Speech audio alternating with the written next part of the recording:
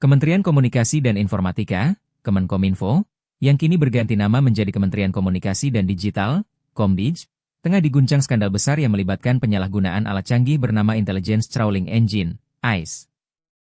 Alat yang dibeli dengan anggaran 50 miliar rupiah pada 2017 ini, awalnya dirancang untuk melacak dan menutup situs judi online, kini justru diduga disalahgunakan untuk memeras operator judi dan melindungi aktivitas ilegal tersebut.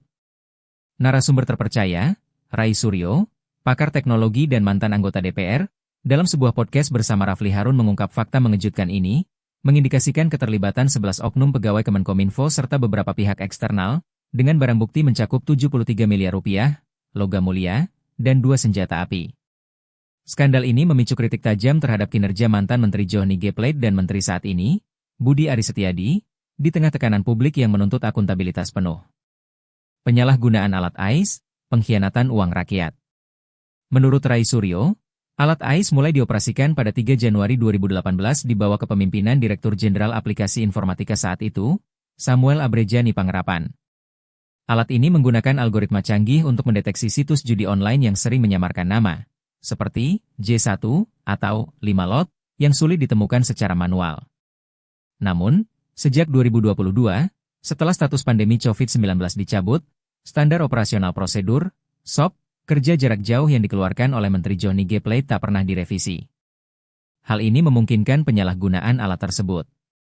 Rai menjelaskan, dari 5.000 situs judi yang terdeteksi oleh ICE, 1.000 dipilih untuk dilindungi setelah proses deal dengan oknum, sementara sisanya ditutup.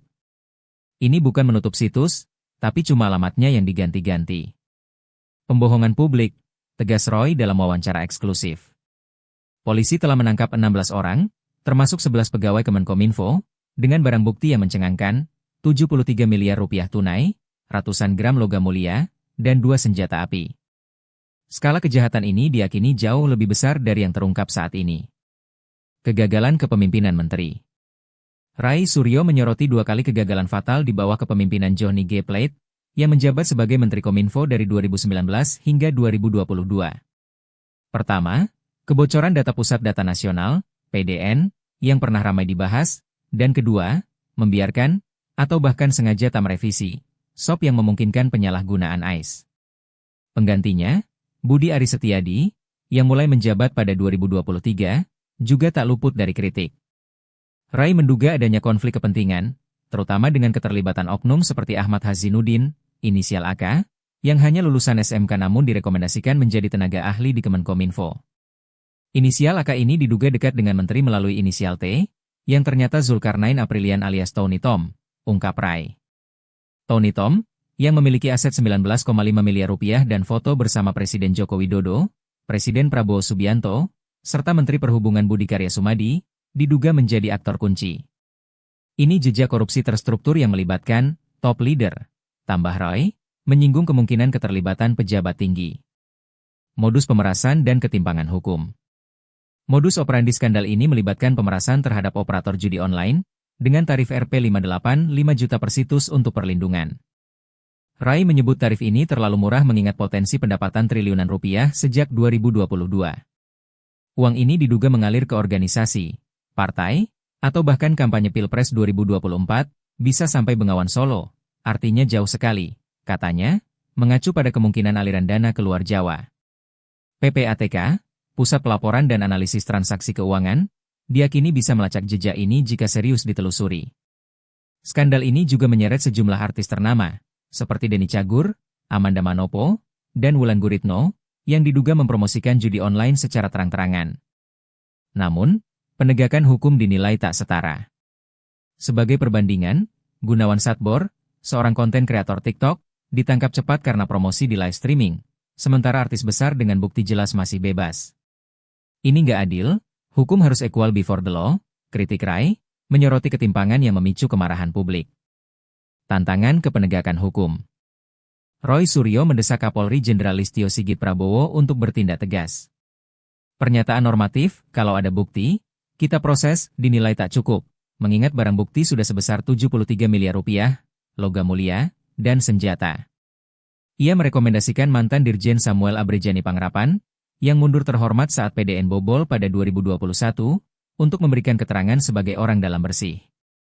Samuel tahu banyak, dia bisa bantu ungkap fakta, ujar Rai. Ia juga menyarankan Hoki Sitongkir, Dirjen Aplikasi Informatika saat ini, dimintai klarifikasi. Publik di platform X dengan tagar judi online korupsi menunjukkan tekanan besar. Rai memuji langkah Wakil Presiden Gibran Rakabuming Raka yang membuka layanan laporan masyarakat sejak Senin, 2 Juni 2025, tapi meminta target jelas, misalnya penyelesaian dalam 2 minggu. Jangan cuma gimmick, kejar aktor besar, bukan cuma 11 oknum, tegasnya. Implikasi politik dan harapan perbaikan.